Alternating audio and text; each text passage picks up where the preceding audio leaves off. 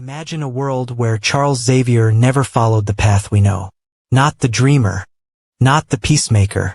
Not the man who founded the X-Men. Instead, imagine a young orphan, confused, brilliant, but vulnerable. And into his life steps Erik Lehnsherr, the man history would call Magneto. This is not the Charles we remember. This is the Charles who grew up in the shadow of a man who believed power must rule. But how does it begin? It begins with a single tragedy. Charles Xavier's childhood was never easy. His father died when he was young. His stepfather was cruel. His mother was distant, lost in her own sorrow. In another reality, Charles would have gone on to study, to rise, to meet Erik as an equal later in life. But in this alternate story, their paths cross much earlier. During a time of unrest, during the rise of anti-mutant fear, a young Charles begins to hear voices in his head. Whispers, thoughts, fears. The minds of those around him pouring into his own. It frightens him. It isolates him.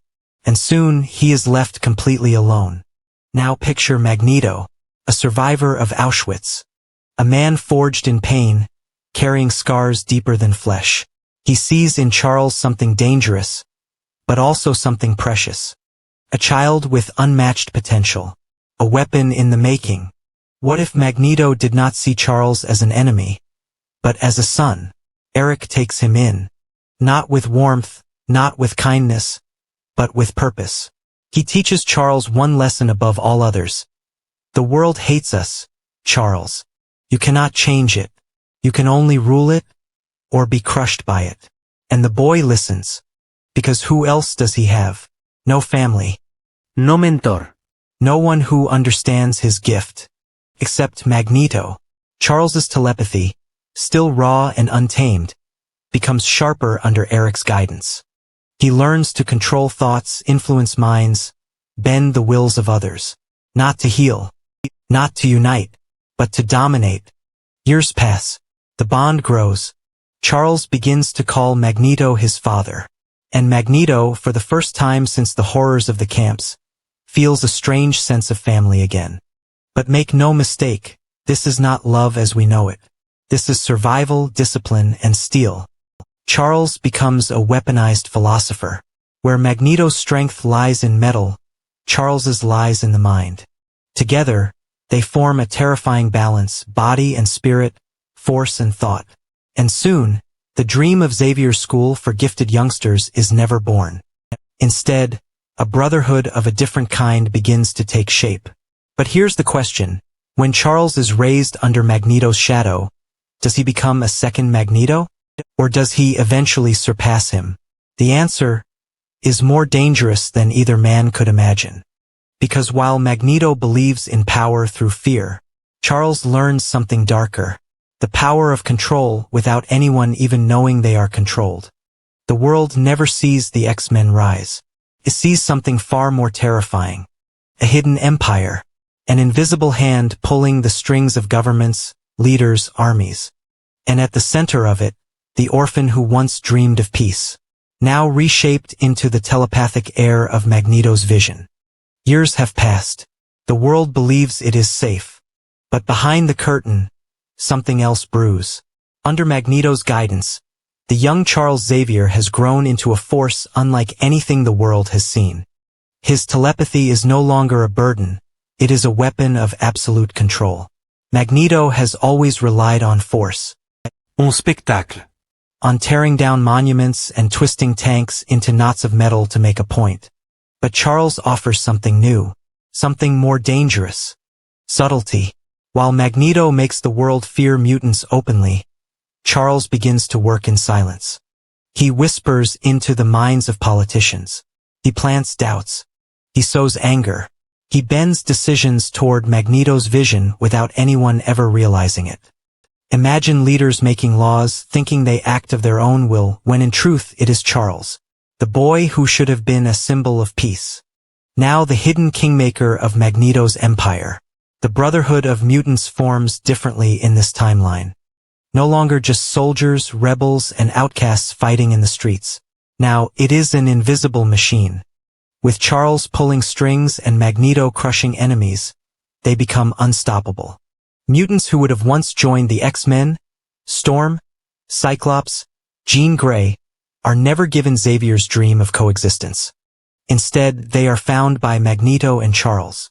Some join out of fear, some out of loyalty, others because they simply never knew another way. But here lies the conflict. Magneto wants soldiers.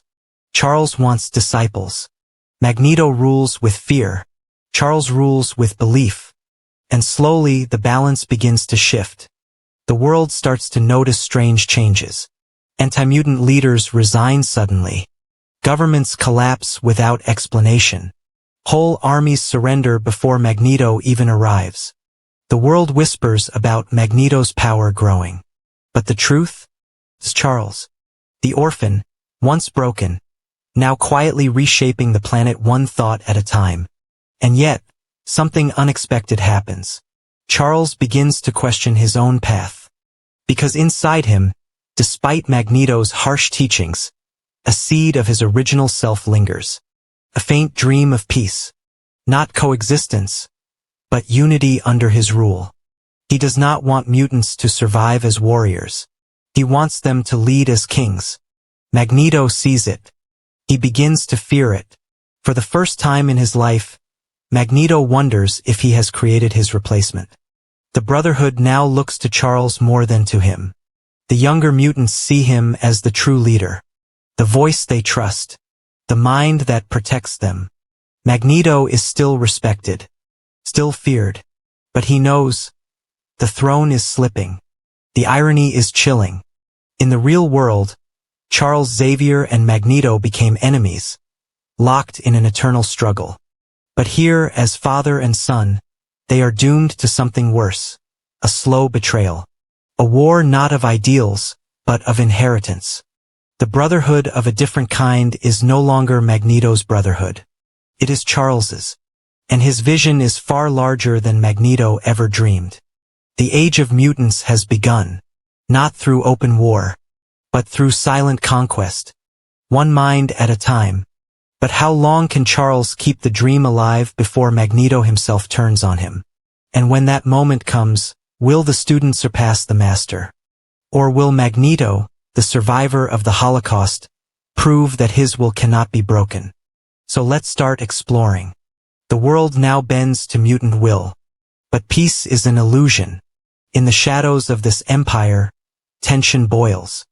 And at its center stands Magneto, the father, the teacher, and Charles Xavier, the prodigy who has outgrown him. It begins with whispers. Mutants within the Brotherhood speak of Charles as their true leader. His calm voice, his unshakable control, his promise of a future not built on endless war, but on permanent dominance. A world where humans obey, not out of fear of Magneto's iron hand, but because Charles commands it in their very thoughts. Magneto hears these whispers, and it stings deeper than any wound he's ever taken. For his entire life, Magneto believed only he could carry the burden of saving mutant kind. But now, his son in all but blood has stolen that mantle. Not by force, not by spectacle, but by the one thing Magneto has never mastered, faith. The breaking point comes when Charles makes his move openly. At a Brotherhood gathering, he speaks not as an apprentice, not as a son, but as a king. He declares a new vision. No longer shall mutants hide in shadows or tear down cities in rage. They will ascend. They will guide the world silently. They will rule as shepherds of destiny. The mutants cheer, their minds filled with his words, their hearts convinced. Magneto stands silent. His eyes burn with rage and with fear, because in that moment he sees the truth. Charles Xavier is no longer his student. He is his replacement. The duel that follows is unlike anything the world has ever witnessed. Father against son, teacher against prodigy, steel against mind. Magneto rips bridges from the ground, hurls trains through the sky, bends tanks like paper. Charles stands still, his eyes glowing, bending reality not with metal, but with thought. Every soldier Magneto summons turns against him. Every blade stops inches from Charles's chest. Every scream is silenced before it can leave the throat. Magneto roars in defiance. But Charles's voice cuts deeper. You were never a savior. You were a tyrant. And tyrants fall. The battle lasts for hours. The world watches in terror. And in the end, Magneto falls to his knees. Not beaten by strength. Not broken by force. But undone by the very thing he feared most, a mutant more powerful than himself. Charles could end him, but he doesn't. He spares him, locking his mind in a prison of silence, a cage of thought where Magneto can never speak, never lead, never fight again. The throne of mutant kind is now his. And unlike the real Charles Xavier, who dreamed of peace, this Charles believes peace can only exist under his rule. The world does not know it has already been conquered. Presidents smile on television. Generals march their armies. Citizens live their lives. But behind their eyes, a single thought pulses. Charles Xavier is your leader. Magneto once dreamed of mutant survival. Mutant supremacy. A new world order. And in the silence of his mind, Magneto finally understands the horror. Not that mutants will rule, but that his son has become the very thing he could never be, a god who rules without end. This is the nightmare of what might have been.